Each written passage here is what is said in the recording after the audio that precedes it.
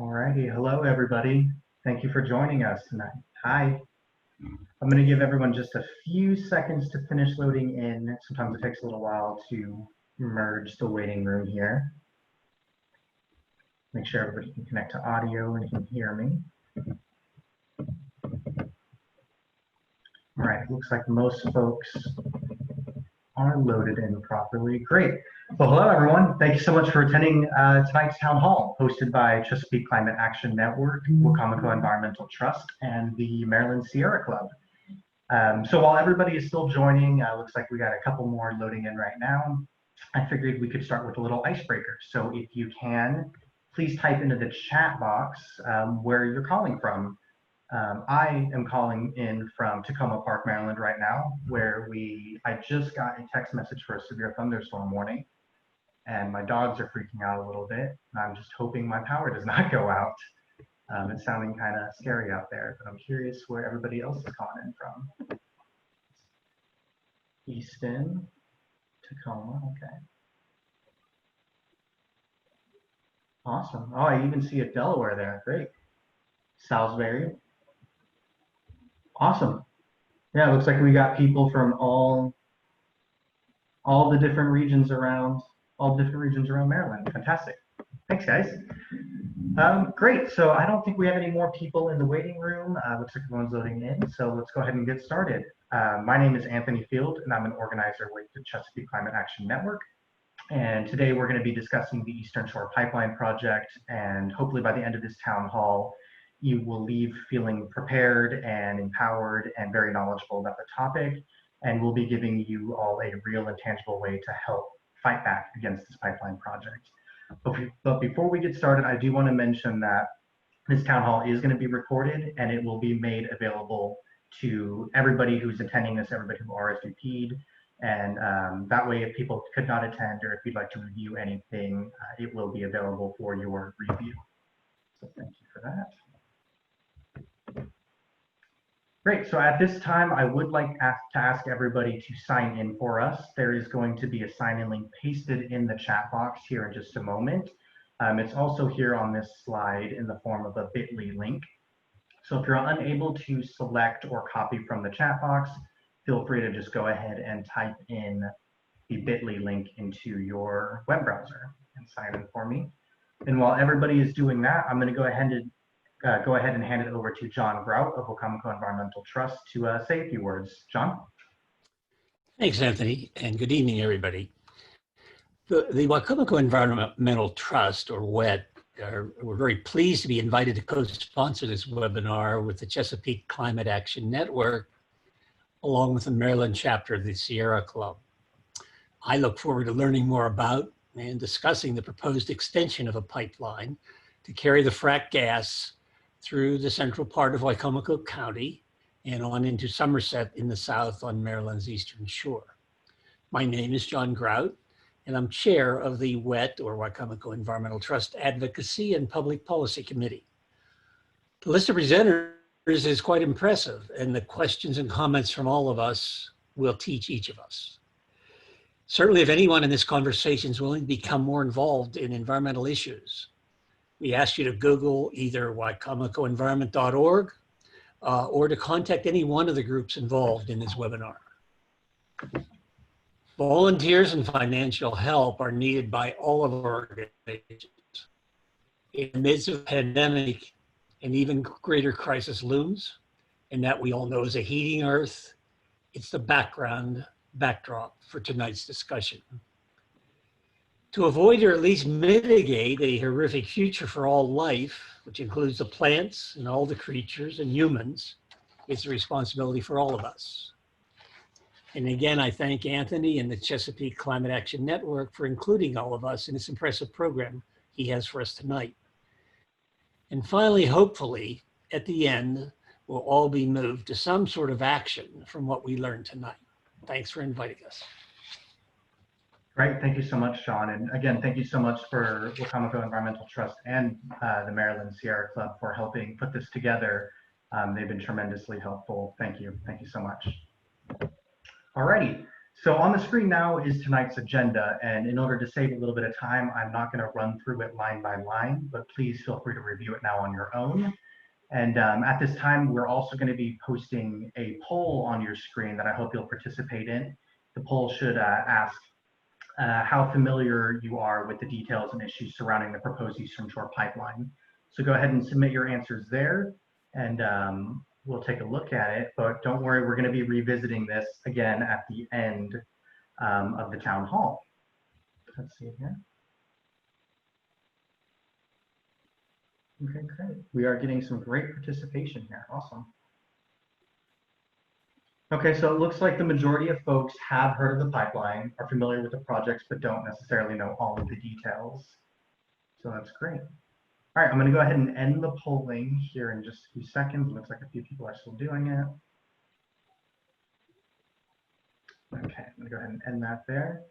Great, yeah, so again, yeah, it looks like the majority have heard about it, but you might not know, the ins and outs, and that's perfectly fine. That is the reason we are holding this town hall today. So thank you again for everybody who just participated in that. And let's go ahead and move on here.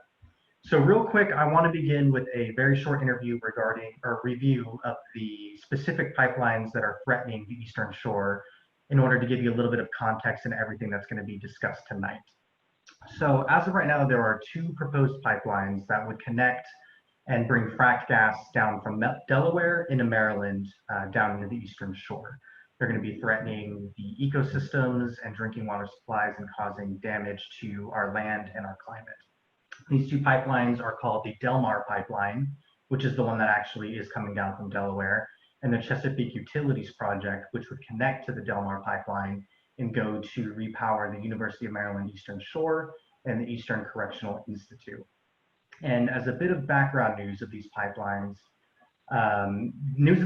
came after a settlement was negotiated by the Hogan administration, allowing Canadian company Alta Gas to acquire local company Washington Gas. And that settlement also set aside $103 million to fund fracked gas infrastructure expansion across Maryland. Much of that money will come from Maryland ratepayers. And that is why we are fighting that expansion, fighting these specific pipeline projects, and also raising awareness about the state's plan to bring fracked gas to the Eastern Shore. As another layer of concern, the state only requested applications from gas projects to repower UMES and ECI.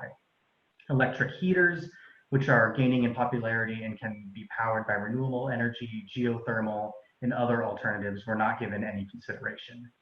While states across the country are moving away from gas, Maryland is now putting its thumb on the scale for gas. And that is not the leadership we should see from a state that is extremely susceptible to climate change and that has strong climate and clean energy commitments. And with a strong commitment to clean energy, a ban on fracking, and a commitment to reducing greenhouse gas emissions, Maryland does not need the fracked gas that this pipeline will bring into the state. The Maryland Department of the Environment is actually going to be holding a hearing regarding one of these two pipelines, specifically the Delmar pipeline, that will be held virtually on July 7th at 6 p.m. We hope that by the end of this town hall, you will leave with a greater understanding of the dangers that these pipelines pose, and that everyone on this town hall, especially all of you that I just saw are from the Eastern Shore, attend and voice their concerns at that hearing. And I will be back at the end to discuss the hearings a little bit more and give you a little bit more details on how you can participate. So don't worry if you miss that date and time, we will discuss it again. But with that, I'd like to go ahead and hand it over to Brita, who will discuss very briefly, or actually very in depth, the dangers that pipelines like these pose on the climate in our communities. Thank you. Thank you, Anthony. To Anthony Field, to CCAN, to the Maryland Sierra Club, and the Wicomico Environmental Trust for inviting me to speak tonight.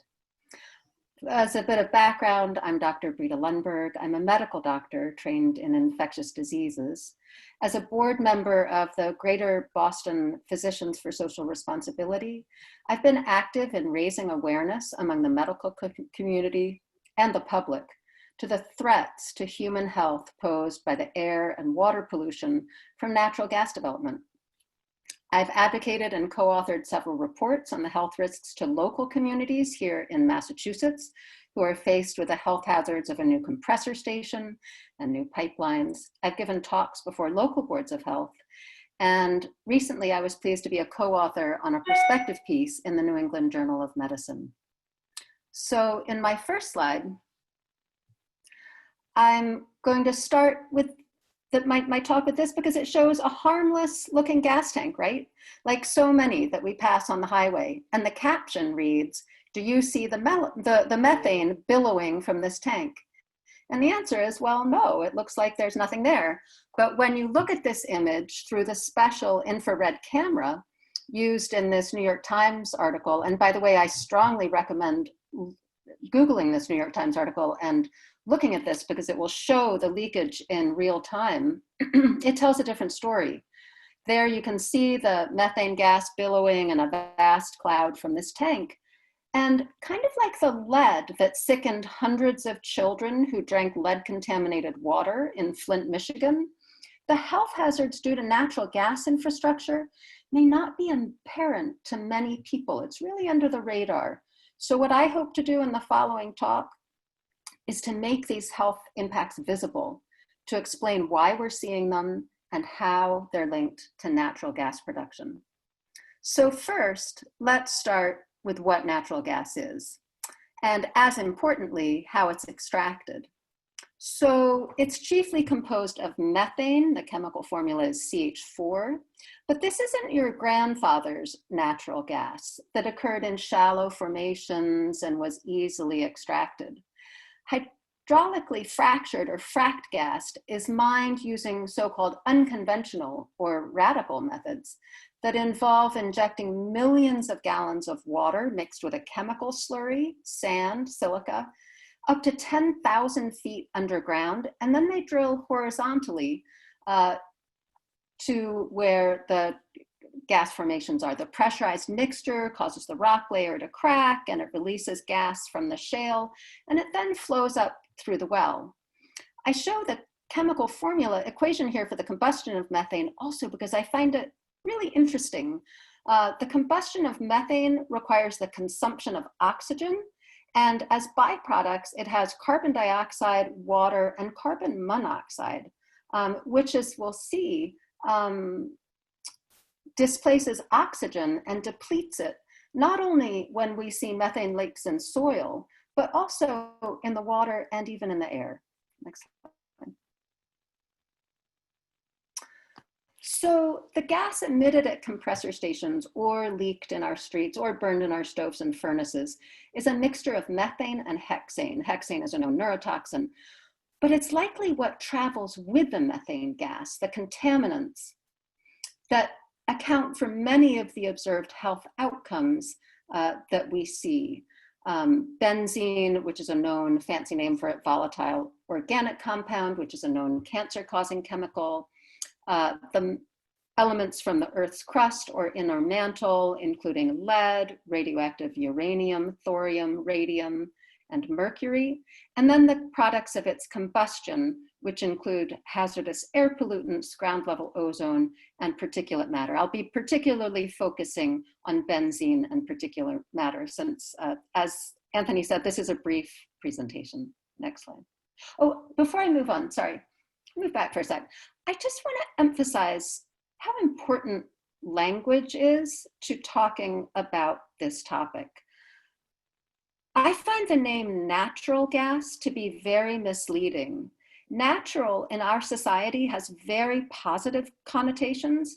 It's associated with being pure, organic, wholesome. And while many of the contaminants I just mentioned in natural gas are indeed natural in the sense that they derive from the Earth's crust, they're hardly wholesome. And most of them are potent carcinogens, meaning they cause cancer, and they're respiratory or lung irritants. They've wisely been kept separate from human interaction by the thick mantle of the Earth's crust.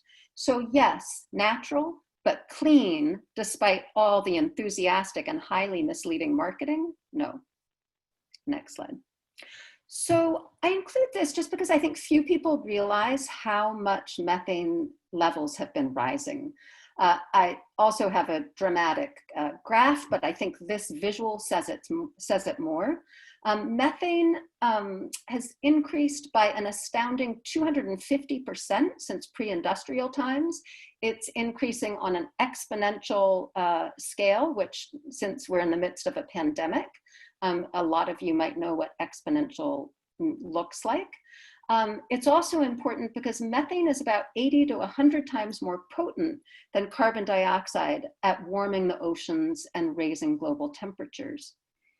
So this slide shows nicely where that increase is coming from. About 60 to 90%, according to some studies, of that increase is coming from natural gas development and infrastructure.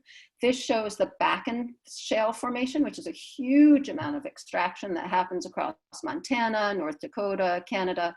In fact, they flare off so much natural gas there that, as you'll see, it lights up brighter than Minneapolis from outer space. Next slide. I also feel that few people realize just how massive this infrastructure is in our country. We have 2.5 million miles of natural gas pipeline in the US. That's more than any other country in the world. I find this map of the, oh, sorry, we'll stay on the map for a sec. I find this map interesting because it shows, first of all, how dense this infrastructure is, but also it shows that a lot of the pipeline infrastructure and drilling is located in the breadbasket of America, where the greatest and intensive crops and livestock are, the shallowest, most easily contaminated water systems. And you can even see where it crosses the ocean in places, right? So in light of what I'm going to be telling you, that is extremely concerning, because if this infrastructure leaks, and it does leak, the contaminants that I mentioned will leak not just into the soil, but into our water systems and air, contaminating the food we eat, the air we breathe, and the water we drink. Next slide. The other thing I'd like to mention is just what high pressure these pipelines are under. So the gas carried in these pipelines, it can be pressurized up to 1,500 PSI. And the pipelines themselves can be extremely large, about 48 inches up to 48 inches in diameter. Just by way of comparison, I'll tell you, I usually ask this, if anyone knows what their tires are pressurized at. They're pressurized at 33 to 36 PSI generally. So this is really high pressure. This photo, very sadly, is taken from my own backyard in Otis Forest in Western Mass, where a pipeline is crossing. This is public land. And I just want to highlight one or two things about this photo. First, you can see they clear about 25 feet of trees on either side of the pipeline, which is customary. And by doing so, they increase the amount of sunlight that then penetrates the forest canopy. This increases the amount of insect infestation that can occur. It weakens the trees. It leaves the forests much more susceptible to wildfires. And in fact, we've seen an increase in wildfires that has in fact been correlated with natural gas development. That in itself has human health correlates, because with wildfires, we've had worsening asthma and COPD in patients in those areas. Interestingly, in light of the new novel coronavirus epidemic, it also displaces animal populations, obviously, as forests die and they lose their habitat, like bats in China, who are thought to be the source of the current novel coronavirus, because it brings those animals in closer contact with humans as they seek new places to live. Next slide. So when you see that shiny new pipeline, it's hard to imagine it leaking, right? And in the press, all you see are the shiny new pipelines. However, more than 50% of the pipeline in this country is over 50 years old. Much of it is grandfathered in and is not pressure tested.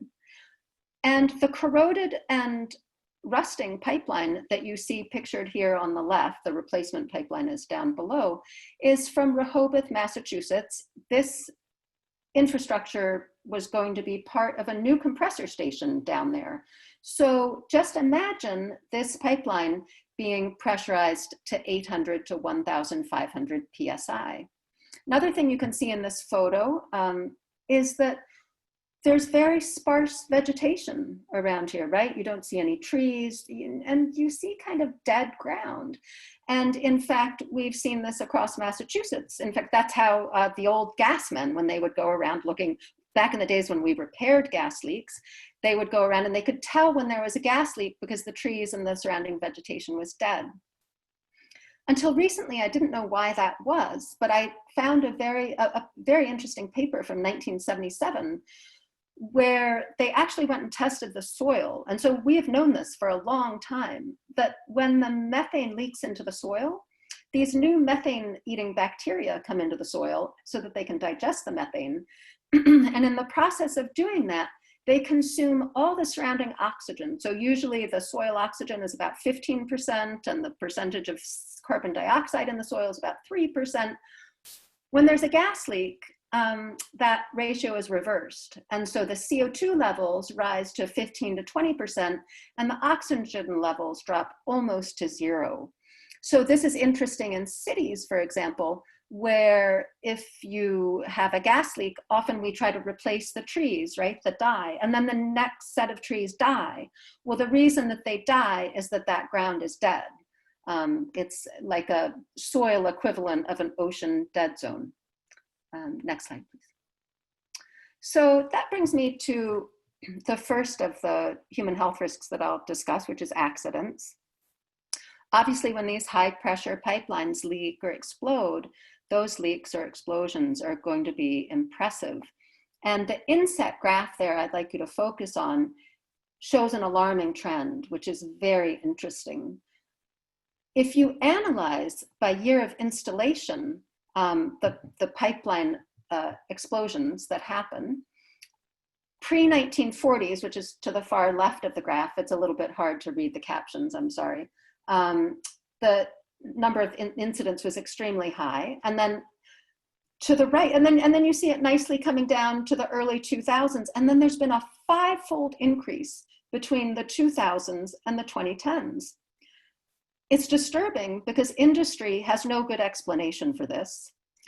And it's also disturbing because you wouldn't intuitively think that most recently installed pipeline would have a higher rate of failure than the very oldest pipeline. I just want to add here that there are roughly 300 incidents. And again, I'd like to draw attention to the language used in this industry. They're called, quote, incidents, not accidents, not catastrophes. The way that language is used to minimize this very serious health risk in this industry. So to be defined as an incident, there has to be a death or a serious injury. There has to be $50,000 worth of property damage, or there has to be an unintentional release of 3 million cubic feet of gas. And about 300, and those are only the ones that are reported, right, occur every year in this country. But explosions can also happen in low pressure distribution lines. So the line I showed you was a really big transmission line, those 48-inch ones. But the very small distribution lines run at very low pressure, about 0.5 PSI. And essentially the explosions happen for the same reason in the high transmission as in the low transmission. Happens when the pipes are old or corroded, they're accidentally overpressurized. And in the background here, I show the explosions that happened here in Boston, in the Merrimack Valley, in fact. In 2018, the pipelines distribution lines were supposed to be these low pressure lines, pressurized to 0.5 PSI. Accidentally, they were pressurized to 12 times that, to 6 PSI. The explosions caused 130 fires. They killed a teenage boy. They led to many injuries, both to first responders and to citizens, and they displaced thousands of people and destroyed businesses for months. In the next slide, here's a picture of an explosion in Maryland, more in your backyard. So this was in Columbia, Maryland. It took out a shopping center. It was heard miles away. It left a huge crater. And amazingly, there was no loss of life because people smelled the gas and alerted the fire department, and the large shopping center was safely evacuated incredibly before it exploded. It hasn't been reported, but one might hypothesize that, like the Merrimack Valley explosion and many others, it probably occurred due to the accidental overpressurization and failure of an aging natural gas infrastructure. These overpressurization events are particularly common after new compressor stations are put in to pressurize a system to levels that the old system is unable to tolerate. Next slide, please. Anthony, next slide. So there are obviously many health concerns all along natural gas infrastructure. I'm going to be focusing just on the first three tonight. Next slide. If you want to read about, next slide. If you want to read about the others, I welcome you to read this excellent summary and reference list that I mentioned earlier. It's a perspective piece from the New England Journal that came out last January and talks about the human health risks of methane gas. So the natural gas industry is one of the highest VOC emitters in the country. The chemicals that it emits, notably the BTEX chemicals, and I'll be focusing on benzene, do a lot of damage to humans. They affect the nervous system, they cause aplastic anemia, they cause cancer, leukemia, they cause kidney and liver damage, and they cause endocrine disruption, leading to things like hypothyroidism and hyperthyroidism and even potentially diabetes, right? The most important part to take away from this is that there's no safe level. The state and federal regulatory agencies set levels that occupational workers can be exposed to because they are exposed to this stuff. But the important thing is that health effects occur at every level of benzene. Next slide, please. So the health issues near natural gas infrastructure, this is taken from a study of natural gas compressor. However, I would just point out that many of these same symptoms have been reported by those in the vicinity of large gas leaks, like the one in Porter Ranch, California. And they include things like throat irritation, sinus problems, eye burning, loss of sense of smell, persistent cough, frequent nosebleeds.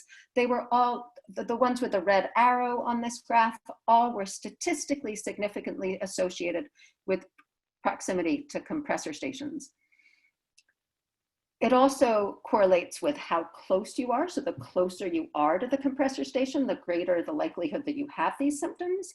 And those who were most impacted were very young children, not surprisingly, because of their small body size, then their exposure is going to be greater than, say, yours or my exposure.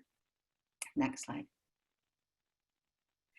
So in this slide, you see a graph of emissions near compressor stations looking at formaldehyde, another notorious carcinogen causing nasopharyngeal carcinoma, as well as benzene. And down at the bottom of the graph, you see this dotted line, which is the iris cancer level for both chemicals. And you can see that there are sky-high levels of emissions of benzene that far exceed the established safe levels. So you can see that even though it looks much smaller, that level of benzene on the right-hand side is still very much above the iris level. And remember, there's no safe level of benzene. Very interesting study recently came out in Texas showing that there's actually, though, more benzene leaking from pipelines than at the well pad or the drill rig, which is notorious for benzene leaks. So don't reassure yourself that, oh, just because I'm near a pipeline, I'm not going to be seeing a lot of benzene. That's not true. Next slide, please. The next exposure pathway I'll discuss is water contamination. So in February 2017, the EPA came out and confirmed that drilling and hydraulic fracturing can indeed impact drinking water. which is a huge concern because 8.6 million Americans are served by a drinking water source that's located within a mile of a fracking well. Next slide. So this was put together from a report in 2015 of compressor stations in Texas. And you can see the number of contaminants that they find in that water. It includes a whole perfect storm of bad things, benzene. And then once when I gave this talk, someone was like, oh, well, what is, which was it? TPH. Well, it turns out that TPH is jet fuel. So these people had jet fuel in their drinking water.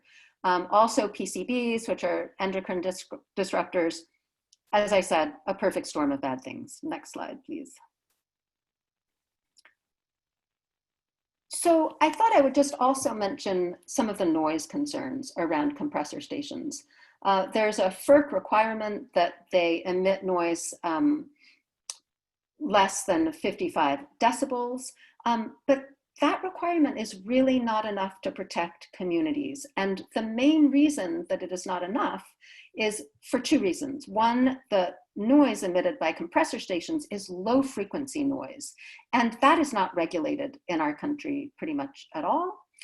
And the second issue that's problematic is the issue of blowdowns. So blowdowns, when you have a compressor station, it's there to relieve pressure in the pipeline so that there aren't explosions and so that a lot of stuff doesn't build up. And when you let out all the gas from the compressor station, it releases a plume several hundred feet into the air, and the noise is comparable to a commercial jet. It can last 20 minutes to 2 to 3 hours. Sometimes it prompts citizens to call or residents to call 911. And then there's the daily noise, which many people, which in quality is comparable to 4 diesel engines running 24/7. Next slide, please. So another pathway of exposure is air pollution, and specifically particulate matter. I'd like to include this slide because remember I said that natural gas wasn't clean, it's dirty. And this is a picture at the bottom there of these transmission pipelines being so-called pigged out, where they remove this viscous black powder, dry black powder, wet black powder. And it allows you to kind of imagine that when I say that the gas has particulate matter in it, what exactly it has there. This industry is responsible for producing hundreds of thousands of tons of air pollution a year, an estimated 13,000 tons of particulate matter in 2012 alone. Next slide, please. So the type of particulate matter we worry about most of all is called PM 2.5. It's called 2.5 because it's 2.5 microns in diameter. Particulate matter just refers to a mixture of combustion particles, organic compounds, and metals. The important thing about them is how small they are. So 30 of these particles will fit into the diameter of a shaft of your hair. The problem with that is that when you inhale, they go in very, very deep into the lungs, into the bronchioles of the lungs, and there they can aggravate asthma symptoms. But from the lungs, they actually travel directly into your bloodstream. And in your bloodstream, they can travel around where they can cause heart attacks. They've been associated with stroke. They've been associated with worsening with pneumonia, high blood pressure. And children are especially vulnerable. It's also very interesting that risk exists even at, quote, satisfactory levels. Next slide. So I'd like to say just another word. I know I've talked a little bit about gas leaks. I just want to point out that as natural gas is carried from its point of extraction to its point of ultimate use, there are leaks throughout this infrastructure. So in Massachusetts, we have 20,000 leaks. That translates to about 15 billion cubic feet of gas lost each year. That's worth about $90 million. But what is this leakage costing in health effects? That can be difficult to measure because we know some of the same, almost all the same carcinogens are in this leaking gas that's in the gas at the drill rig and the compressor station, where the health effects are well described. Next slide, please. So what are the health consequences of that exposure? An ever-growing number of peer-reviewed studies document those health effects. They're best defined at the drill rig because there's generally nothing else around at the drill rig. Compressor stations, it can be very hard to study because they often are put into very densely populated areas or areas that already have a lot of pollution there. But at the drill rigs, we see more babies being born prematurely, more babies with heart defects, more kids with asthma, more children diagnosed with leukemia, more young adults with leukemia. But there are a lot of others. Increased pneumonia in those living near natural gas infrastructure, increased heart disease, increased thyroid and bladder cancer, and the list goes on. Next slide, please. So this is even more concerning today because we also know that air pollution, and this is particulate matter, right, is linked to higher coronavirus deaths. Next slide, please. But the good news is that when we cut air pollution, we can prevent deaths, and we can do it really rapidly within weeks' time. So in the case of COVID-19, when there were shutdowns across China, and many of you saw probably all the photos of the blue skies and views people hadn't had in years, well, by some estimates, those 2 months of pollution reduction has likely saved the life of 4,000 children under 5, 73,000 adults over 70. It's a huge opportunity. Methane has a residence in the atmosphere of only 12 years compared to carbon dioxide, which has a residence of hundreds of years. And so reducing emissions of methane has the potential to immediately improve health and safety. Next slide, please. So when gas emissions from any source, gas leaks, compressor stations, power plants, motor vehicles are reduced or avoided, we experience immediate health benefits right here in Maryland, right here in whatever parts of the United States are dedicated to that because of the lower levels of particles in the air that originate from fossil fuel combustion. So I'd just like to summarize saying that extraction, distribution, and burning of natural gas is damaging human health. I've often thought, wouldn't it be amazing if we had a worldometer of all the deaths caused from air pollution? PM 2.5 caused 10,000 deaths in 2018 alone, and the latest increase in PM 2.5 is due to natural gas production. The human health risks from natural gas are due to the water, air, and soil pollution produced all along this process chain or life cycle. And we have better alternatives for energy production that don't harm human health. So why don't we adopt them now? Thank you, and I'm happy to take questions at the end. Great, thank you so much, Brita. Is everyone able to hear me? Okay, great.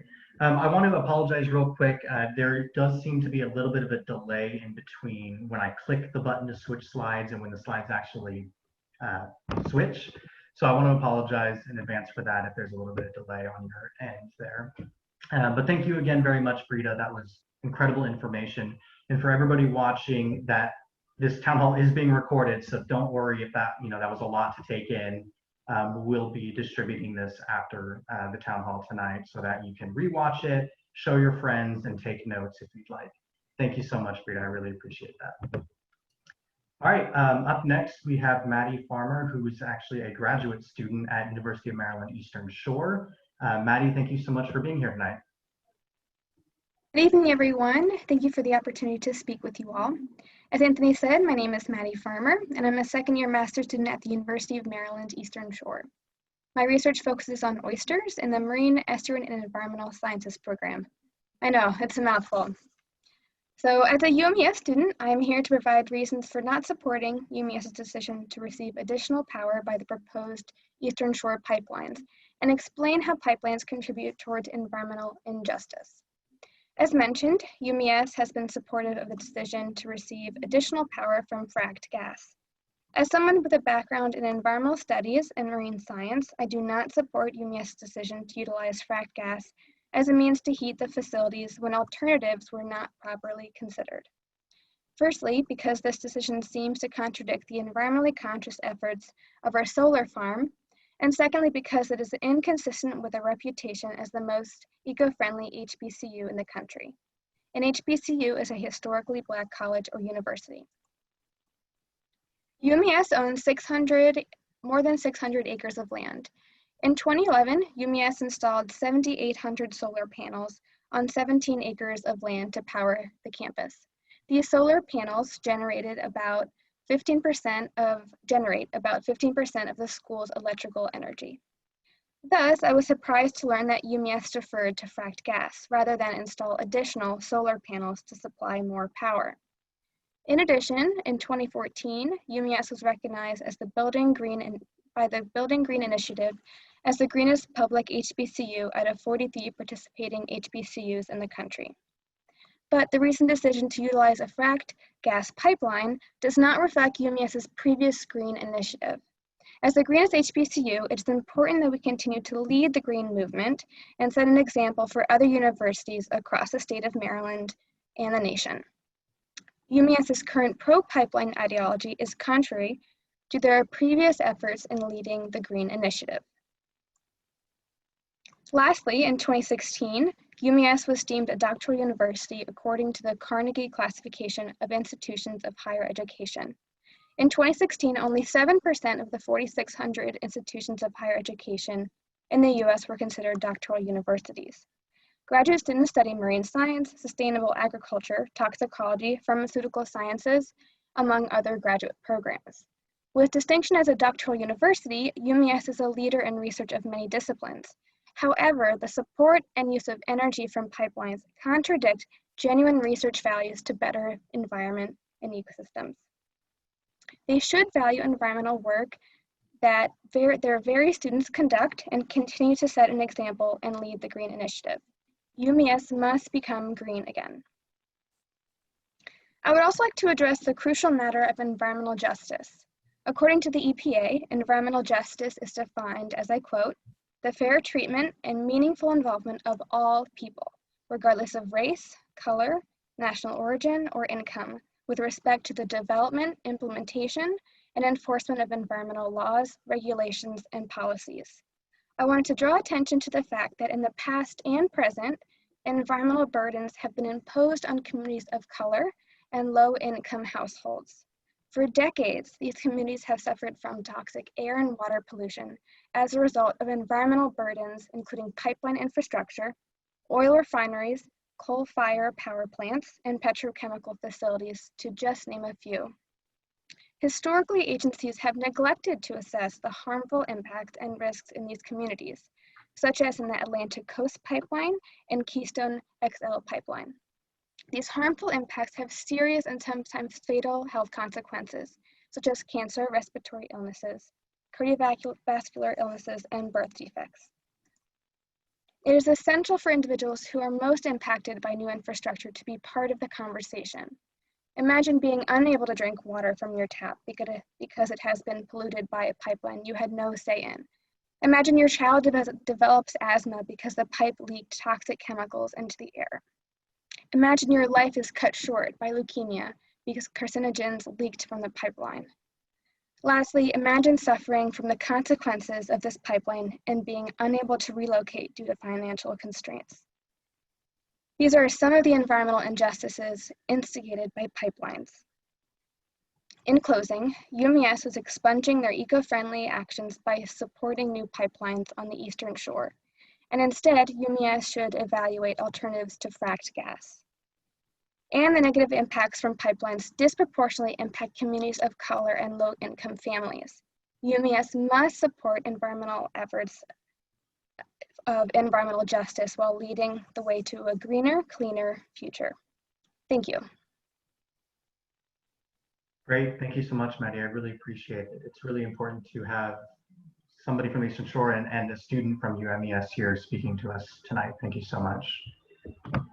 Next, I'd like to go ahead and hand it over to Wacomico County Councilman Josh Hastings. Take it away, Josh. Thank you. Appreciate everybody having me here. So once again, my name's Josh Hastings. I'm a county councilman in Wacomico County. So you know a little bit about me. I grew up on a farm here in the county. It was the very first certified organic farm, but it was also a poultry farm. So that's where I spent most of my my young life, out in the woods or out in the chicken house, or fishing outside. So that's kind of where I'm coming from. For my day job, I'm actually deputy director of the Lower Shore Land Trust, and I've worked on a lot of different boards and for a lot of different rural issues over the last decade and a half. I spent a couple of years working for the chair of the Education, Health, and Environmental Affairs Committee in the Maryland State Senate, and we worked on a lot of different issues, including renewable energy or a lot of chemical issues. So you clear, I actually started hearing about the different pipelines that could be coming our way. It was about 5 years ago from a friend of mine who worked with the Maryland Energy Administration. Part of the concern then was that, and started hearing then that there actually could be a chance that ECI, the Eastern Correctional Institute, the larger jail in Somerset County, that it would switch over from using some of the, it currently has pulpwood that it uses wood to burn, has wood energy. So there was thought that maybe that would change over to then natural gas. ECI alone as one institution was essentially keeping a lot of the pulpwood work alive here on the Eastern Shore, and that was actually pretty important for a lot of folks who are, it's a way to clean out dead or diseased trees or other kind of things. So that kind of originally got my awareness, but as a whole, I'm highly aware of the fact that natural gas in general, it's not, this is not exactly a good thing that we need in our community, right? This is as we know, natural gas is about 70 to 90% methane. Just 1 kilogram of methane warms the planet as much as about 80 times more than that as a single kilogram of carbon dioxide. And nationally, fracking produces about 2/3 of the natural gas in the country. I was happy to hear that we were going towards a couple of years ago with the General Assembly and then with Governor Hogan to actually try to prevent fracking in the state. But ultimately, I worked for many years to try to organize towards other forms of energy. And in fact, actually, I pushed pretty hard and worked on the legislation for wind energy and to try to bring more of that to the Eastern Shore economy. And here in Wacomico County, in Salisbury, we were, in case anybody doesn't know, Wacomico County is about 107,000 people that live here. We're one of the most populous counties on the shore. And Salisbury has it's probably about 37,000 folks inside the city itself. But we have the second largest port in the state, as well as the second largest airport. And what a lot of us were hoping was that if we continue with wind energy development, that we would, that would actually create jobs here in Wacomico County, and it has even to some degree, but we're still lagging behind. Ultimately, the Eastern Shore is it's ground zero for climate change. We had heard, I put on a conference maybe 7 years ago, and that's where they first announced that Maryland's Eastern Shore is that we're the third most vulnerable area in the country when it comes to the effects of sea level rise. I've long said I would argue that when you take the cumulative of all that we do on Delmarva, of the Eastern Shore, from production of food, we are right in the middle of the greater megalopolis. We're not that far away from the Route 95 corridor. We produce a lot of food here for other areas.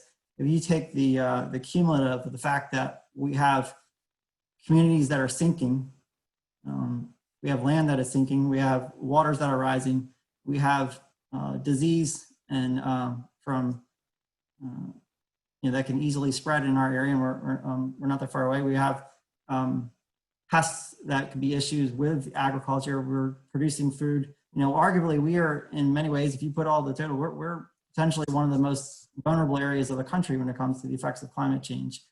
And I've seen it firsthand. It's not something that's, my family's been in this region for 400 years. Actually, we'll be in a couple of years from now. My great grandmother lived on an island that no longer exists anymore. So we're losing, and another stat was I heard a couple of years ago that we that actually made a larger news, that we're losing about 6 acres of land every month in the mid-eastern shore alone, which may not seem like much. And I think a lot of people shrug and like, okay, well, it's wetlands or something like that. It doesn't really matter. But all of this matters when it comes to habitat, or it comes to what's actually happening on this land. This land is actually important. So when it comes down to it, we got to find a better way to have energy, to produce our energy. There is no safe level of benzene. There's no safe level of lead. And ultimately, I am the more I continue to learn more and to be around, the more I'm really starting to be upset with the fact that we live in such a toxic society. There are chemical inundation at all turns. Not that long ago, I'd heard that we had it was about 10,000 people. They said in Maryland, DC, Delmarva Peninsula, we lose about 10,000 people every year to the effects of that die off because of chronic lower respiratory diseases. Everything from emphysema to bronchitis and asthma, etc. Yes, a lot of those individuals are probably older, but nonetheless, 10,000 people dying because of just we have to breathe, it's ridiculous. So, ultimately, I'd love to be able to say that, I'd love to be able to see a future where Maryland is investing in its institutions, well, all communities, but where we actually have energy, that is produced that doesn't actually harm or kill people, So I guess as a whole, I'll kind of leave it there, but I got involved with this because ultimately the Eastern Shore is my home.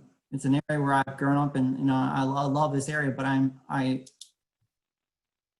do not want to see a future where we continue to move down a path where it's further chemical inundation on society and on our, and I want that to be what my kids and grandkids feel the effects of. We can do a whole lot better here on Delmarva. We can create renewable energy. We can do a lot more, and that can be an economic boon for us. So, we still need to help the places like UMES.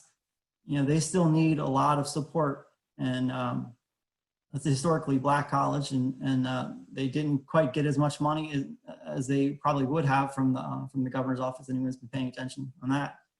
This is a way. We need to do better here across the state, but especially here on the Eastern Shore, we can do better. And so that's where I'm coming from. I'm only speaking as a perspective of a citizen and a county councilman who represents 20,000 people here in Wacomico. I want to see us continue to do better. We don't need to move in a path where we face heavy chemical inundation and that we are, further harming the planet. We need policies that are better for people and for the planet. So I'll leave it there. Thank you, Anthony. Thank you, everyone, for being here. Yeah, thank you very much, Josh. I really appreciate those words. Thank you for joining us this evening. Alrighty, so next I just want to very briefly inform everybody here about the very talented legal team made up of lawyers from Chesapeake Climate Action Network, Sierra Club, Environmental Integrity Project, and the Chesapeake Legal Alliance that are working very hard to support our efforts against these pipelines and gas infrastructure across the state. We have a number of them here today that will be available to answer questions at the end if there's any questions that end up being directed towards them. But right now, I'm going to pass it on to Patrick from Chesapeake Legal Alliance. Hi, everyone. Thanks, Anthony. Yeah, my name is Patrick DiArmi, and I'm a staff attorney at the Chesapeake Legal Alliance. Thanks for inviting me, CCAN, and everyone else. Thanks for everyone else who joined. I've been asked to present on the specifics of the Del Mar extension of pipeline of the two that we've been talking about today. And specifically, we're talking about that one because of its impacts to the wetlands and waterways within the state of Maryland. And those impacts require a permit, which I'm going to go through. But essentially, that permit is been applied for, and that application of that permit requires that there is public notice and comment opportunities. So we're going to go through what that permit means, what the potential impacts could be, and then we're going to discuss tips for how to provide adequate public and sufficient public comments to the state regarding the impacts to the wetlands and the waterways that this pipeline will be addressing. So I'm going to focus most of this presentation on the water impacts from the construction and the installation of the pipeline, not necessarily from the operation of the pipeline after the construction. The permit itself really only focuses on the construction, not the operation of the pipeline. And as you'll see later, we have dates for when the hearing is and when the public comment deadline is. So this first slide here is just a brief summary of what this extension project is and what has been applied for the specific wetlands and waterways permit. So this Del Mar Energy Pathway Extension Project, it's 6.8 miles of 10-inch diameter pipeline that's running in the right-of-way parallel to Route 13 from Salisbury, Maryland to just roughly north of Eden, Maryland. It is crossing 5 water resources, including crossings of the South Prong of the Wacomico River, Passerdike Creek, and Toby Tank Pond, as well as 2 wetland crossings. And the crossings are going to be done by both horizontal directional drilling and also open trench installation methods. And I will discuss both of those methods on later slides. The 3 stream crossings are all being crossed by horizontal directional drilling, and the wetlands and the wetland buffers are all being crossed by the open trench methods. So the next slide, you will see the map of the project. This is the two pages of the maps that was submitted in the application for the plans of the project. So you can see on these maps, the one on the left side of the screen is starting in Salisbury, and the one on the right side of the screen is the rest of the project ending in Eden. If you can see on your map, the little blue squares that are, there's 2 squares on the first map on the left and 3 squares on the map on the right. Those are where this pipeline will be crossing the regulated water resources in the state of Maryland. And so that's where it's crossing the Wacomico River, Passerdike Creek, Toby Tank Pond, and then the two wetlands crossings. So this is just a screenshot of part of the plans in the application that just summarizes the total amount of impacts to the regulated water resources that the gas company has applied to be allowed to do when they're installing this pipeline. So you can see that's roughly going to impact 1,200 square feet of streams and over 30,000 square feet of wetlands. Now these are listed as temporary impacts because they're supposed to be basically regrading and altering. Once they've finished their construction, they're supposed to try to turn the landscape back to what it was originally. So if they remove part of a wetland, in this case, they're supposed to be vegetating that area to create it back into a wetland. You will see on some of these permits that they have permanent impacts as opposed to temporary impacts. The permanent impact would mean that they haven't done anything to restore the wetland in that location. So then the next slide is just because of the impacts that were summarized on the previous slide, the state of Maryland requires that companies or anyone conducting those types of impacts, they have to get a permit or some other type of authorization from the state. And this permit authorizes that entity applying for it to be able to impact those regulated resources in Maryland. So the permits cover activities that impact these resources, including like the filling and dredging of wetlands, crossing wetlands, and other types of impacts to these regulated resources. The permits also contain conditions and best management practices for how companies are supposed to work in these regulated resources, work in wetlands and waterways. And the permits also include erosion and sediment controls that are supposed to control the erosion and sedimentation runoff from the site during construction. So when someone, Anthony, actually, could you go back one more? Sorry. So when a company applies for one of these permits, it generally triggers an opportunity for public notice and comment, which is what we're discussing today.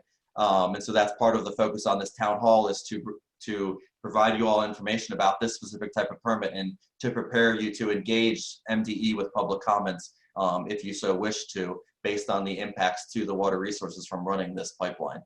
So now, yeah, Anthony, you could go to the next.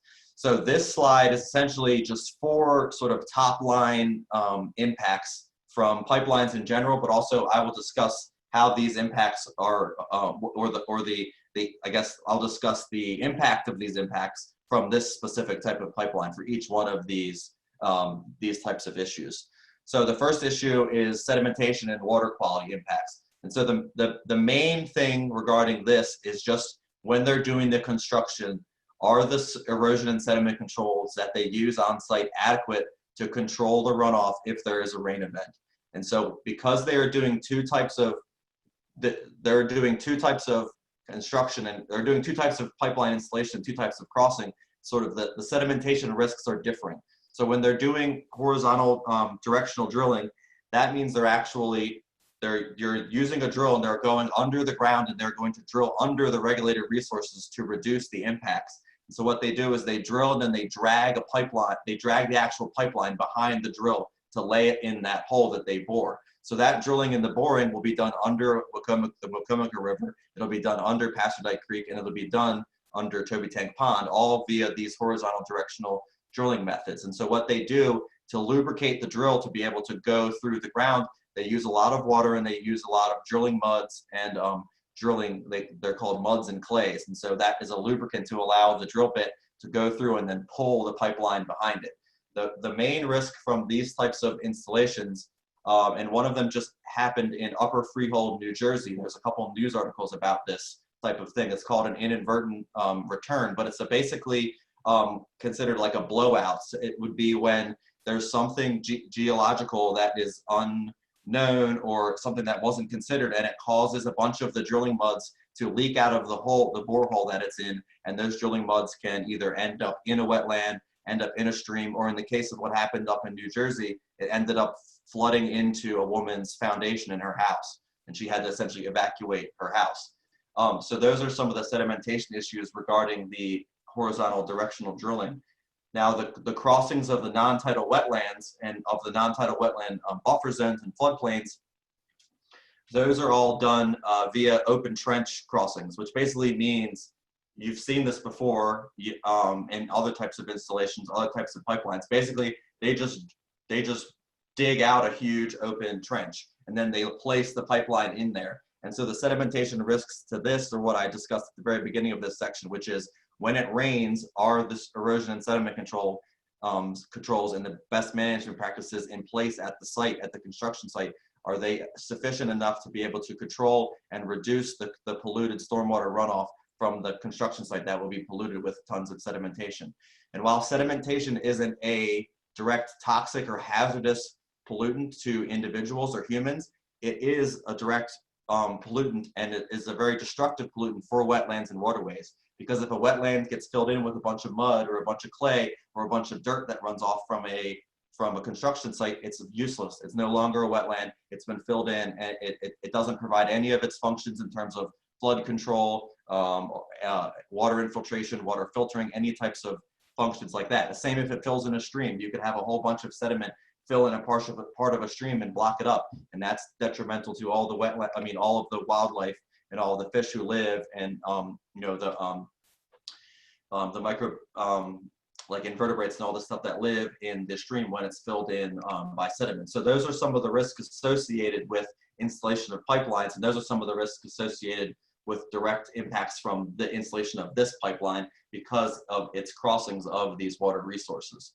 So the next aspect, and this is related to the aspect of water quality and sedimentation, is the aspect of climate change. And so the climate, and in this case, the climate impacts are not what would be considered climate mitigation, which would be reducing carbon pollution to reduce the greenhouse effect. This would be climate adaptation issues, which basically means climate adaptation is like how able is a community, or how able is some location to handle the increased rain that we're getting, to handle the storm surges, to handle the flooding, to handle all of the sea level rise that is facing the Eastern Shore. A bunch of the stuff that Josh was just discussing, all of the, the Eastern Shore is ground zero for a lot of impacts, climate adaptation, resiliency impacts to infrastructure and just the regular day-to-day life.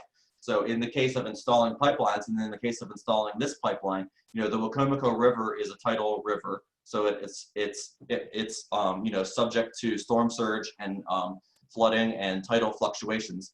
And also, the installation of pipelines increases the impervious surface of a community or of an area, which therefore increases the speed, flow, and contamination of the runoff coming from that increase of impervious surfaces. It also, an increase in impervious surfaces reduces an area's ability to handle storm surge, to handle flooding, to handle sea level rise, to handle extreme rain events, because the water is all running off and it is not being infiltrated into soil or infiltrated into wetlands.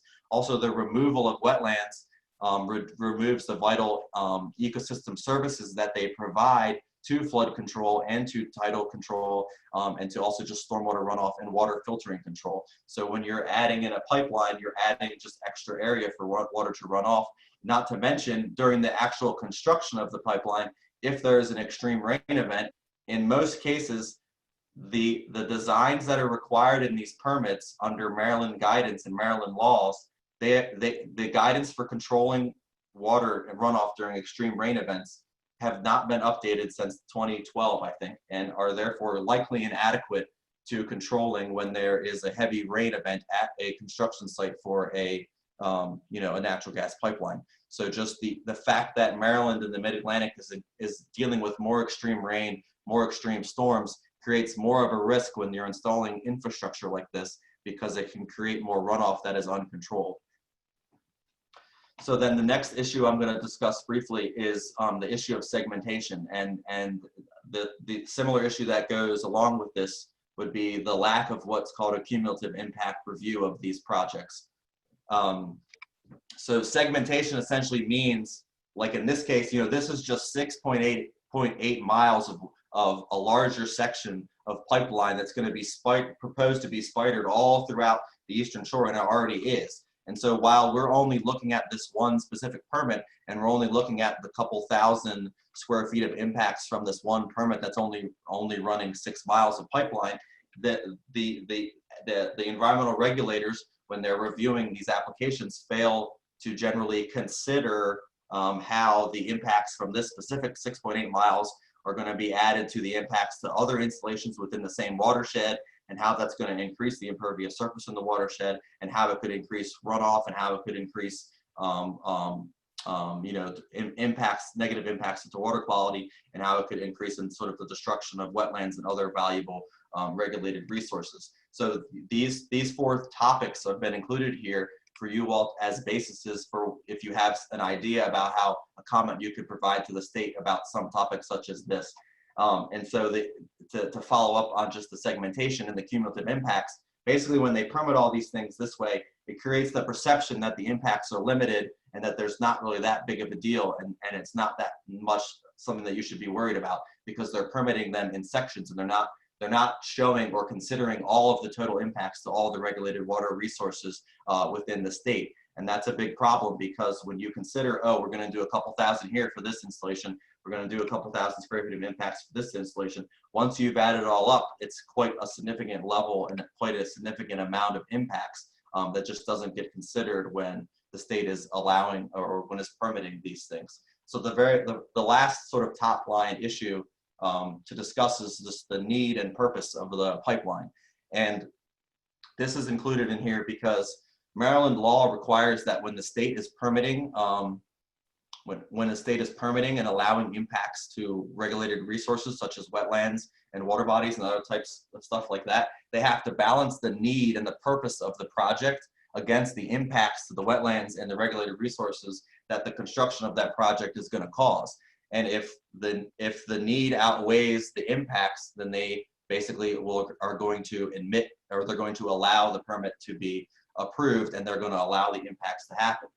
So in this case of this pipeline, the Maryland Department of Environment has to balance the purported need for this natural gas on the Eastern Shore, which that is a subject of great debate of whether or not this gas is actually needed. And they have to weigh that need against the negative impacts to the regulated resources within the state. So they have to weigh it against the impacts to the wetlands and the impacts to the waterways that I've summarized above.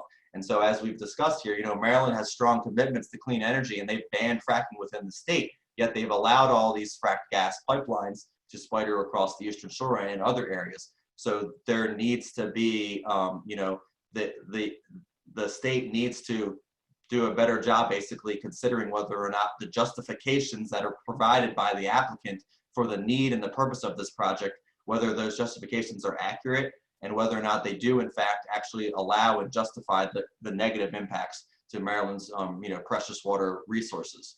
So this was included because there are many of you on this town hall, so we're encouraging you all to submit comments addressing this specific requirement as well as any of the other comments. And so those are just basically some of the top line issues. And please feel free to follow up with any of the groups that are putting on this town hall if you have specific questions about some of these issues. And the last slide that I'm going to show you all is just a couple tips for how to just be effective in your public commenting. And this is all just going to be, it's specific to this type of permit that we are presenting to you all right now, which would be the permit to allow the impacts to tens of thousands of square feet of wetlands and water resources in Maryland to run this 6.8 miles of pipeline. So the first step and the first tip is just what you all are doing right now, is to attend these town halls, to contact the NGOs that are concerned about this and other grassroots organizations on the ground, and to just get informed and to know what's going on. And it's helpful to attend things like this because you get to hear about the full picture of sort of what this project is all about. So that would be the first tip. Then the second tip would just be to know the timeline of when public comments are required. So in this case, because there's a virtual public comment hearing on July 7th, the state is asking that anyone who wants their public comment read at the hearing on July 7th to submit a comment by July 1st. And then there is also a secondary public comment deadline for written comments, which is 14 days after the end of the public hearing date. So July 21st is the deadline to submit written public comments to the state about this permit. And the last slide, which Anthony will show later, it has all the links and will be shared out to you. It has all the links for who you can contact at the state to who to submit your public comment to. It also has links for where to access permit documents related to the type of permits that they're asking for in this case. So the next tip would be to actually provide public comments, whether it's beforehand so they're read at the public hearing, or attend the public hearing. I'm not sure that they're allowing actual public comments at the hearing. I think they're just allowing people to read them, or someone's going to be reading them. Anthony can clarify that after I'm done my presentation. So a tip would just be to be prepared, go attend the public hearing. In this case, it's online, it's going to be virtual. Prepare written comments and just be ready to present them if the case arises, or email them and send them to MDE. And it's best, we always recommend that, to provide comments that are personalized to your experiences. So like if you live in the area or you recreate on these water bodies or anything like that, it's very instructive to tell MDE and to tell the decision makers, how your experiences and how your interest could potentially be harmed by the installation of this pipeline, and how you might use the waters that are going to be impacted by this, and how it might, provide negative impacts to your experiences or to your interests. So yeah, you want to really include how this is going to impact you. And you want to make the comments specific to your experiences. I mean, it's fine to sign on to comments or to file form letters from various organizations, but it's really more persuasive for MDE to actually hear how this is going to impact you, and not just have your form letter from, those are still useful, but they're not, it's more useful for MDE to really hear from you. And then the last plug I'm just going to make is, if you're on this town hall and you're concerned about this project and you have some sort of technical expertise, whether that's scientific, whether it's economic expertise, policy expertise, anything that could be related to this, and you feel that you have something to give and you feel that you could provide comments from your experience, from your technical experience, many of the groups here that are involved in challenging and reviewing and opposing these pipelines, you know, a lot of the nonprofits often need some of that expert technical expertise to provide provided to them from people who are concerned about these projects. Because I'm just an attorney, I'm not a wetland scientist. I'm not someone who knows everything about water quality. And if those people are out there and you have information or you want to devote some of your time to really analyzing this issue, those services are always very welcomed by the NGOs, by CLA, and by the other ones that are on this, you know, on this call. So with that, I'm just going to say, you know, feel free to reach out to me at CLA if you have questions specifically about this permit or anyone else on this town hall. And I'm going to just toss it back to Anthony for the last bit of the presentation. So thanks, everyone. Great. Thank you so much, Patrick. Really appreciate the in-depth walkthrough of all of that you just gave. Thank you so much. As Patrick mentioned, here are some next steps. So right now, our first opportunity will be at the MDE Wetland and Water Permit hearing for the Del Mar Pipeline on July 7th at 6 p.m. That's what we just reviewed, all of the kind of issues that go into the permitting process of a specific pipeline. The sign-up link to attend that hearing is here on the screen, and we'll also be pasting it in the chat. So please, if you can, do this right now. Go ahead and click on that link, copy it, type it in your browser, and RSVP it now so that you can secure your spot to join the hearing and be able to testify and give your comments to MDE officials. Excuse me, sorry. So that link will take you directly to MDE's official hearing sign-up page and give you access to everything you need to join the hearing on the 7th. The hearing itself will be held virtually on GoToWebinar, which is the webinar service they're going to be using, and it does require broadband and internet. You can join to listen or to testify, but we hope you'll consider voicing your concerns as well, not just joining to hear, but joining is half the battle at that point. If you or a friend won't have access to the internet on the 7th, there's also the option to call in, but you'll only be able to listen. You won't be able to actually participate and give your comments if you do call in. And that number is there on the screen there. For anybody that's calling in now and is not seeing the screen, I will give you a few seconds to get a writing utensil or something to type with, and I will actually read this number. But don't worry if you don't get it now. We will be following up with an email after this town hall that has all of this information here, as well as a few other resources. So real quick, that call-in number is 1-866-901-6455, and the passcode is 727-305-611. Again, don't worry if you didn't get that or if you're unable to access any of the links right now. We are going to be sharing a recording of this town hall as well as all of these different action items for you to participate in an email after this town hall if you've already signed in or if you did RSVP. If you did neither of those things and you just happen to get the link to join this town hall from a friend or a colleague, feel free to email me at anthony@chesapeakeclimate.org, and I can make sure that you get all the information here so that you can take whatever actions you'd like to.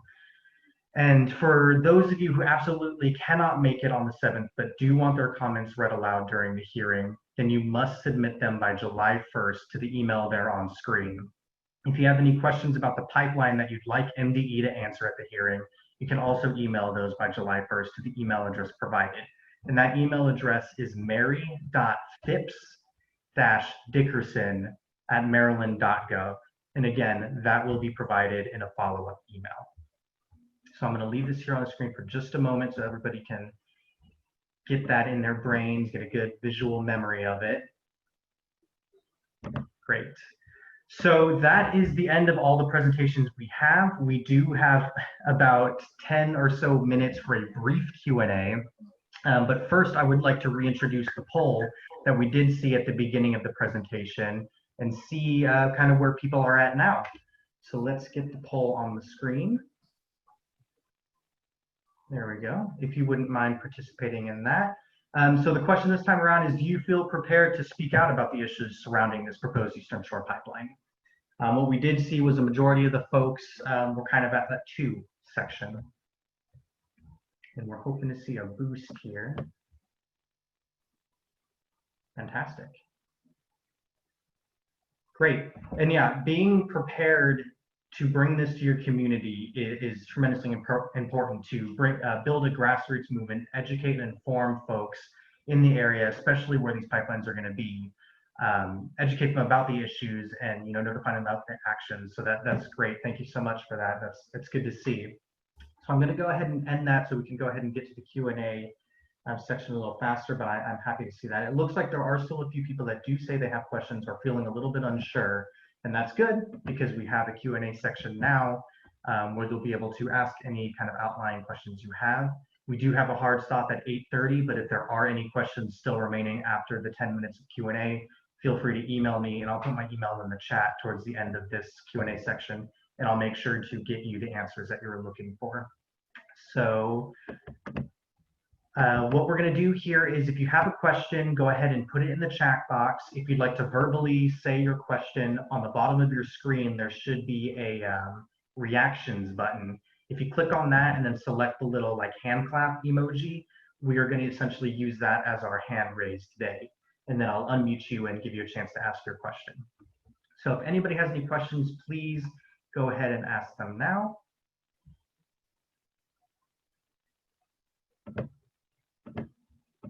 So I'm seeing a question from Dominique here asking about the Delmar pipeline and the Chesapeake Utilities project and whether or not they'll be connected.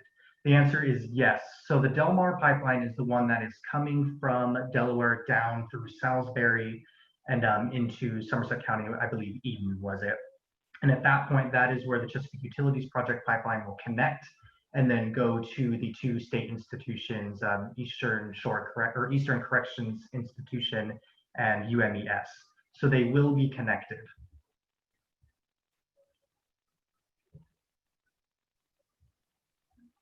And I apologize, my participants tab is being a little iffy here.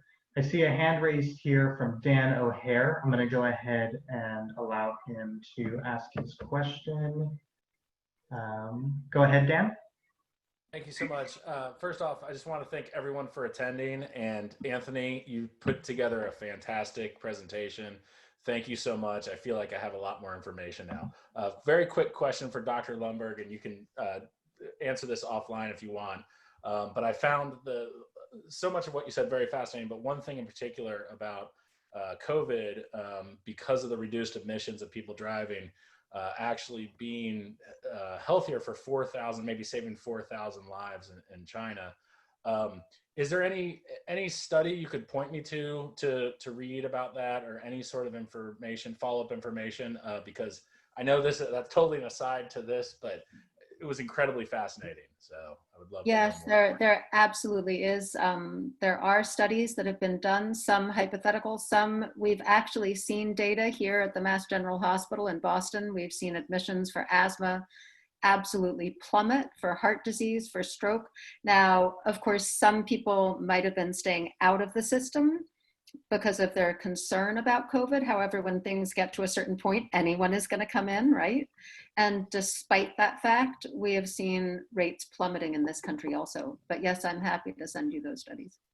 Thank you so much. Really appreciate it. Very informative across the board. I think everyone did a great job. Thank you all for participating.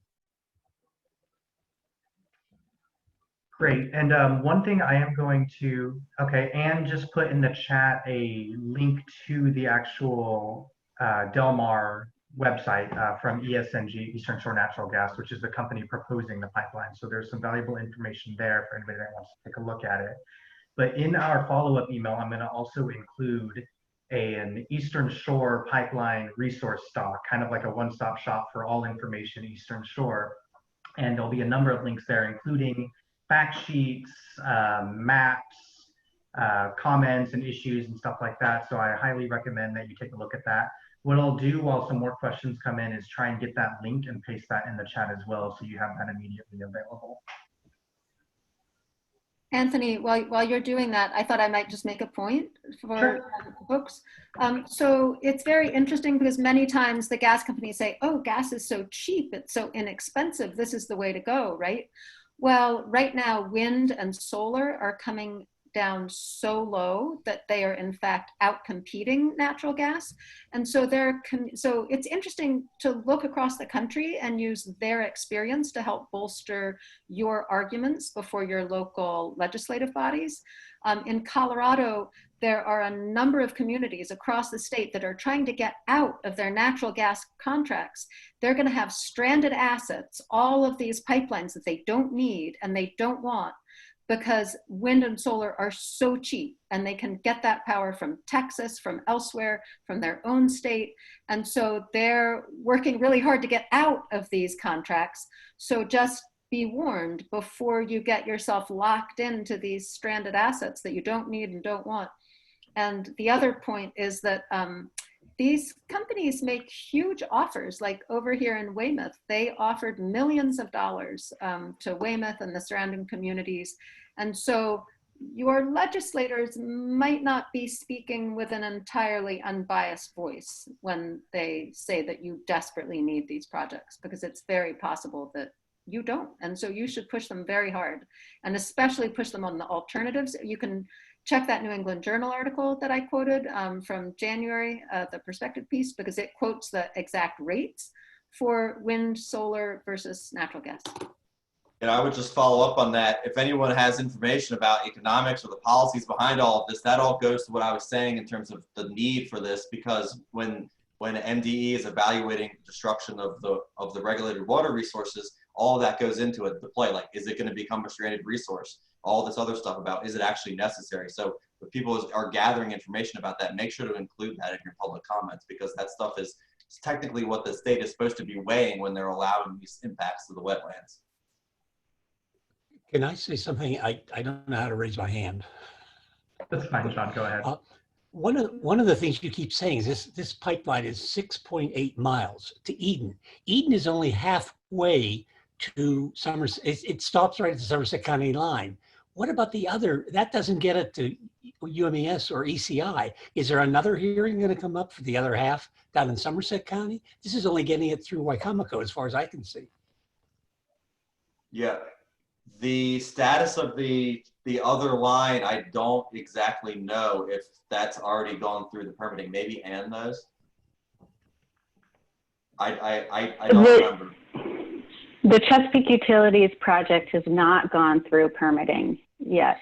The next step on that Chesapeake Utilities project is for the Board of Public Works, which oversees the state investments, to approve cogeneration equipment that would power the Eastern Correctional Institute and UMES to allow it to accept natural gas. The Board of Public Works is holding its first hearing on this issue on July 1st to decide whether to invest $500,000 in this equipment at ECI. And there's information about that hearing in the document that Anthony just shared. So if you're interested in that, in the procurement of the different facilities and resources that will need to, that these institutions will need to hook up to gas, that's being heard at the Board of Public Works, and that's happening right now. In terms of the environmental permits, those are still to come.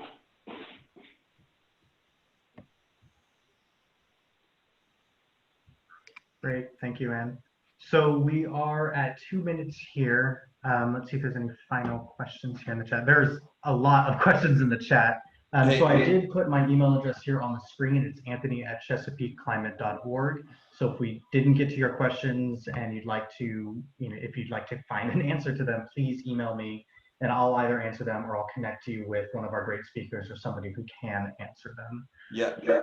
Anthony, I saw one question from Jeremy Cox. I think he left, but he was asking about like the social vulnerability and the environmental justice impacts of this area where you're running the pipeline. So I'm just going to real quick, if you all look, there's Maryland has their own environmental justice screening tool. The EPA also has an environmental justice screening tool, and the CDC has a social vulnerability index screening tool. If you look at the pipeline path on all three of those areas, you'll show that there's all that the entire area where they're running this pipeline is elevated risk basically for environmental justice concerns from all three of those different databases. So he had asked a question about that. So I was just putting that out there for that should definitely be included in public comments, specifically if there are groups that are concerned about those specific issues. You can use those databases to research and find more information. Great, thank you, Patrick. Alrighty, folks, it is 8:30 here, so I am going to go ahead and call it. Thank you all so much for attending this town hall. I really appreciate it. We had an amazing turnout. Be on the lookout for that follow-up email that will be going out tomorrow. That'll include some action alerts, specifically in relation to the MDE hearing coming up on July 7th, how you can submit comments to be read there, how you can become a little bit more informed. There's going to be a resource document there in that email with a lot of really great information.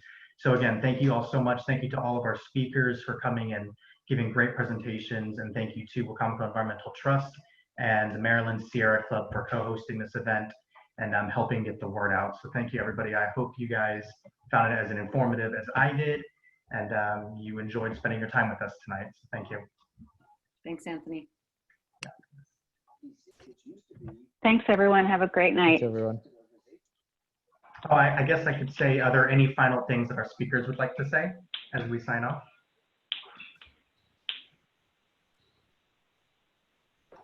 Going once, going twice. All righty. Thank you, everybody. Good night.